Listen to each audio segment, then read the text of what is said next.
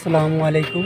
আমি মোহাম্মদ সোহেলানা বলছি, ঢাকা পিলখানার সামনে আপনাদের আজিমপুর কবরস্থান দেখাচ্ছি। আপনারা দেখতে পাচ্ছেন এই কবরস্থান একটা বিখ্যাত কবরস্থান।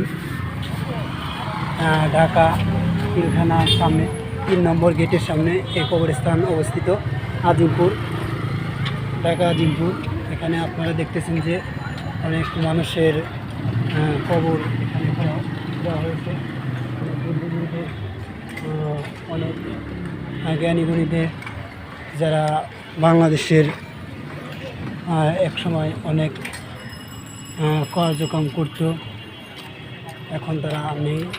আর এই কবরস্থানটা আসলে এতটাই দেখলে নিজের গাটাও শিউরে ওঠে যে একদিন আমাদের মৃত্যুর স্বাদ গ্রহণ করতেই হবে। অবশ্যই মৃত্যুর কথা স্মরণ রেখে আমরা আমাদের দীর্ঘ এই সময় কোনোভাবে লস না করে যেন কাটিয়ে যেতে পারি, এটাই আপনাদের আমার দেখানো ছিল।